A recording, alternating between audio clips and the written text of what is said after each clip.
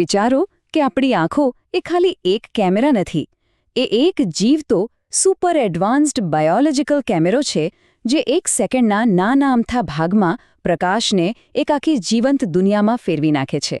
પણ આ જાદુઈ પ્રક્રિયા ખરેખર કામ કરે છે કઈ રીતે? અને જ્યારે આટલી જટિલ સિસ્ટમમાં કોઈ ગડબડ થાય ત્યારે શું? ચાલો આજે આપણી આંખોની અંદરની આ અદ્ભુત દુનિયાની સફર કરીએ. તો સવાલ એ છે કે આ બધું થાય છે કઈ રીતે?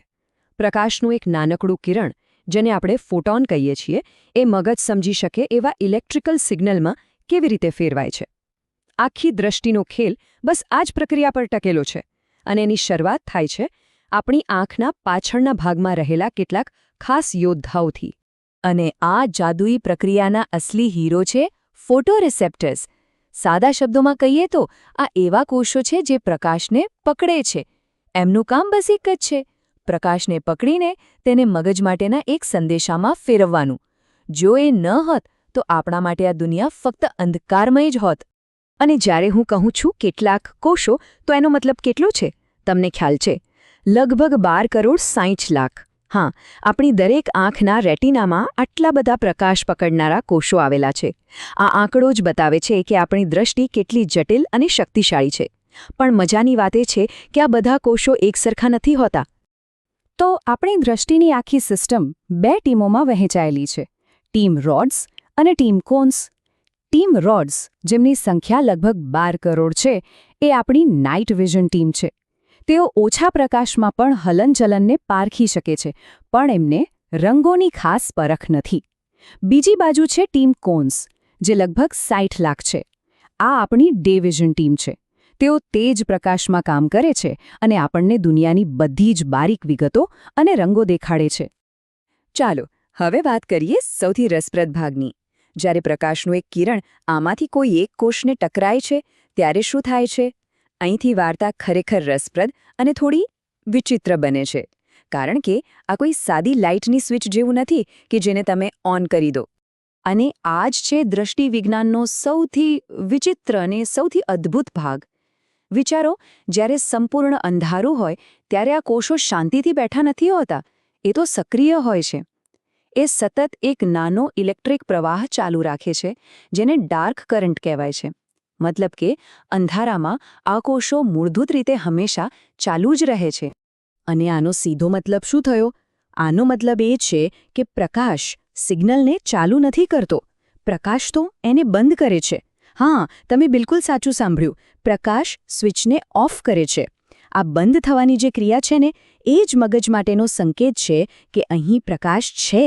આ એક એવી ઊંધી સ્વિચ છે જે અંધારામાં ચાલુ રહે છે અને પ્રકાશ પડતા જ બંધ થઈ જાય છે. તો આ બંધ થવાની આખી પ્રોસેસ છે કેવી? વેલ, એ એક ડોમિનો ઇફેક્ટ જેવી છે. વિચારો, પહેલો ડોમિનો એટલે પ્રકાશનું કિરણ. જેવું એ એક ખાસ અણુને અથડાય છે, એ બીજો ડોમિનો પાડી દે છે. એનાથી એક પ્રોટીન એક્ટિવ થાય છે, જે ત્રીજો ડોમિનો પાડે છે. આ ત્રીજો ડોમિનો એક એન્ઝાઇમને કામે લગાડે છે, જેનો એકમાત્ર હેતુ એક ખાસ મેસેન્જર અણુને નષ્ટ કરવાનો છે. જેવો એ મેસેન્જર ગાયબ થાય છે, કોષના દરવાજા બંધ થઈ જાય છે, પેલો ડાર્ક કરન્ટ અટકી જાય છે અને બૂમ, મગજ સુધી સિગ્નલ પહોંચી ગયો. આ નાનકડી રાસાયણિક સાંકળ પ્રતિક્રિયા જ દ્રષ્ટિનો અસલી ચમત્કાર છે. આ બધું કેટલું પરફેક્ટ લાગે છે નહીં? પણ જ્યારે આ સિસ્ટમમાં, ખાસ કરીને આંખ અને મગજ વચ્ચેના કનેક્શનમાં કોઈ ગડબડ થાય ત્યારે શું? બસ અહીં જ ગ્લુકોમાની એન્ટ્રી થાય છે. એક એવી બીમારી જે દ્રષ્ટિના આ સુપર હાઇવે પર હુમલો કરે છે. ગ્લુકોમા સીધો હુમલો કરે છે ઓપ્ટિક ચેતા ઉપર. સમજો કે એ આંખ અને મગજ વચ્ચેની હાઈ સ્પીડ ડેટા કેબલ છે.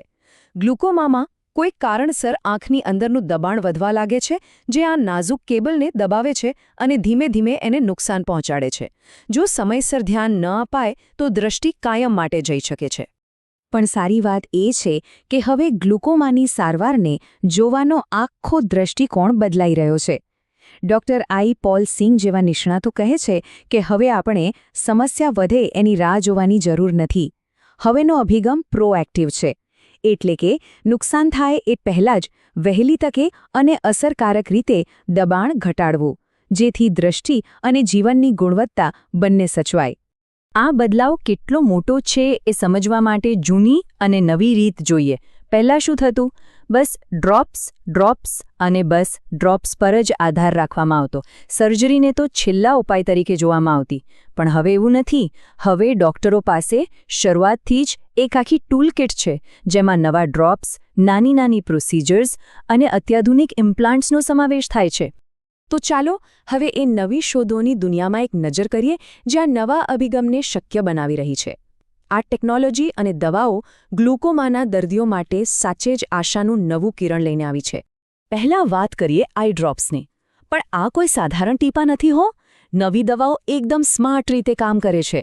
જેમ કે કેટલીક દવાઓ આંખમાંથી પ્રવાહીના નિકાલને સુધારવા માટે નવા રસ્તાઓ ખોલે છે, તો બીજી કેટલીક દવાઓ આંખની નસોના દબાણને ટાર્ગેટ કરે છે, જે એકદમ નવો અભિગમ છે. અને સૌથી રોમાંચક તો એ છે કે હવે કેટલીક દવાઓ ફક્ત દબાણ ઘટાડવા પર જ નહીં, પણ ઓપ્ટિક ચેતાના કોષોને બચાવવા પર પણ ધ્યાન કેન્દ્રિત કરી રહી છે. દરરોજ ટીપા નાખવાની કટકટ કોને ગમે, બરાબર ને? વેલ, આ સમસ્યાને દૂર કરવા માટે પણ જબરદસ્ત ટેકનોલોજી આવી રહી છે. વિચારો કે આંખની અંદર એક નાનકડો ઇમ્પ્લાન્ટ મૂકી દેવામાં આવે, જે મહિનાઓ સુધી આપમેળે દવા છોડતો રહે. અથવા તો આંસુની નળીમાં એક નાનો plug, 3D printed contact lens કે પછી મોતિયાના ઓપરેશન વખતે જ ફિટ કરી દેવાતું એક ઉપકરણ જે વર્ષો સુધી કામ કરે.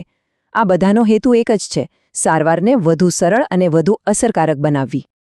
અને હા, સર્જરીના ક્ષેત્રમાં પણ ક્રાંતિ આવી રહી છે. હવે સર્જરી વધુ સુરક્ષિત અને ઓછી તકલીફવાળી બની રહી છે. MIGSમાં એકદમ નાના માઇક્રોસ્કોપિક ઉપકરણોનો ઉપયોગ કરીને પ્રવાહીના નિકાલ માટે નવા રસ્તા બનાવાય છે. અત્યાધુનિક લેસરો કોઈપણ ઇમ્પ્લાન્ટ વગર સૂક્ષ્મ ચેનલો બનાવી શકે છે. અને સૌથી કમાલની વાત તો છે સ્માર્ટ શન્ટ્સ. આ એવા ઉપકરણો છે જેને ડોક્ટર સર્જરી પછી પણ જરૂર મુજબ એડજસ્ટ કરી શકે છે. મતલબ કે સારવારને દરેક દર્દી પ્રમાણે કસ્ટમાઇઝ કરી શકાય છે. આ બધી અદ્ભુત ટેકનોલોજી આપણને એક મોટા અને બહુ જ આશાસ્પદ સવાલ પર લાવીને ઊભા રાખે છે. અત્યાર સુધી આપણું મુખ્ય લક્ષ્ય ગ્લુકોમાથી થતા નુકસાનને અટકાવવાનું અને દૃષ્ટિને બચાવવાનું રહ્યું છે. પણ જેમ જેમ દવા વધુ ચોક્કસ બની રહી છે અને ન્યુરોપ્રોટેક્શન જેવી ટેકનોલોજી વાસ્તવિકતા બની રહી છે, ત્યારે શું આપણે એવા ભવિષ્ય તરફ જઈ રહ્યા છીએ જ્યાં આપણે ફક્ત દૃષ્ટિને બચાવીશું જ નહીં, પણ જે દૃષ્ટિ જતી રહી છે તેને પાછી પણ લાવી શકીશું? આ પ્રશ્નનો જવાબ જ દૃષ્ટિની સારવારનું ભવિષ્ય નક્કી કરશે.